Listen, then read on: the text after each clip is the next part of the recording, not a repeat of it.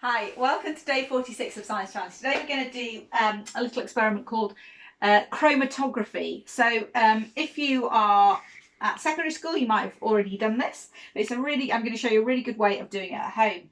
We're going to be using Skittles, okay, and coffee filter papers, okay. So I've just got an example here. You're going to need some coffee filter paper. So if you haven't got that, maybe ask neighbours, ask people that you know, see if anyone's got. You only need one sheet, so you don't need a whole box. But yeah, see if you can get hold of some coffee filter paper. And then all you really need is some water and some salt. And then you could probably substitute the other things in. Okay, so what we're going to do, chromatography separates out different parts, different chemicals. Okay, so what we're going to do is we're going to investigate the colours inside these Skittles and see whether or not, say for example, the green is made up of more than one colour. And we're going to use this technique called chromatography in order to do that. So we use chromatography to separate out substances. Okay, now I've got here an ice cube tray. At school we would use something called a spotting tile, but I haven't got one at home. But I have got an ice cube tray which will work just perfectly. You can always just use a plate or a bowl, something like that. But what we're going to do is we're going to pop our Skittles in a very small amount of water. So the way I'm going to do it actually, at school we might use a pipette. I haven't got a pipette, so I'm just going to use a little straw. What I do is I put my straw into the water and then I just put my thumb over it and it just picks up about the amount of water that I want. I'm just going to pop that into my ice cube tray. Okay, so if you just have a look in here, I've actually got 6 ready. So just 6 little drips of water in there. Okay, and then what I'm going to do is I'm just going to pop my Skittles into these colours, into these bits of water. So I want one of each colour. Okay, and then I'm going to leave them for a few minutes. What I want is for the dye to come out and go into the water. You can see it's already quite nicely happening with the purple. It's good that this tray is white so you can begin to see the colour coming out into the water. Okay, while that is happening, I'm going to make my chromatography paper. Okay, so all I'm going to do is I'm going to cut a strip out of my coffee filter paper. I've already done that here. Okay, so I just want a narrow strip. I'm then going to take a sharp pencil and a ruler and I'm going to draw a line just probably about 1 centimetre above the bottom of my chromatography paper. Okay, so I'm going to draw a line.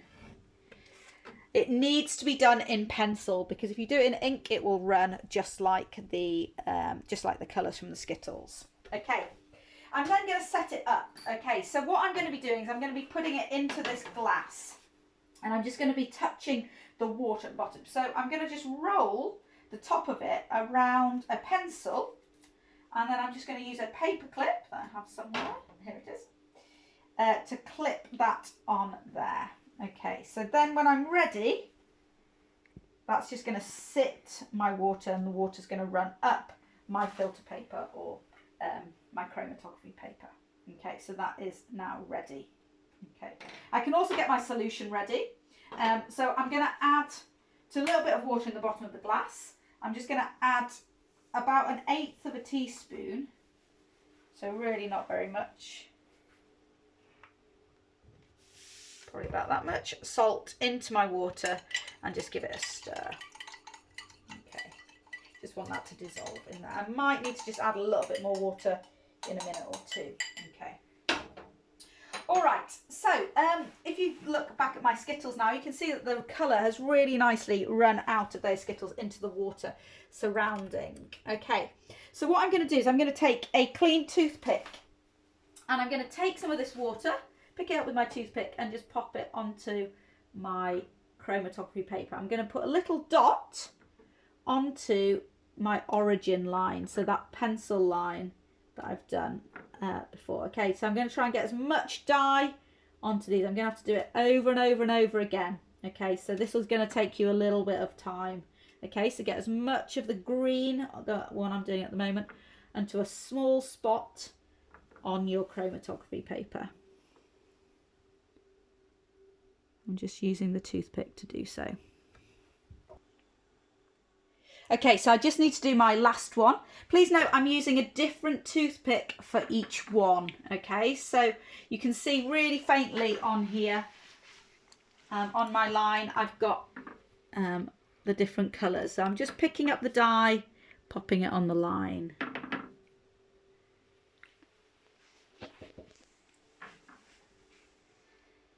Yeah. Okay, so I've now got my 5 dots ready. As you can see, they're all on my origin line. We call that pencil line the origin. Okay, so what I'm going to do now is I'm going to place it into my solution. Now, I'm just going to pop it down. What I want is for the water to just be touching the bottom of the chromatography paper. So I haven't quite got enough in there. So I'm just going to add a tiny little bit, just so that water gets onto the bottom. I think I've got, it's not quite level. Let me just add a tiny little bit more.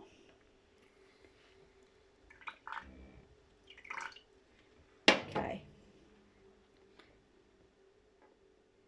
So then the water's going to slowly move up the chromatography paper, and hopefully it will pick up the colours and separate them out into their different components.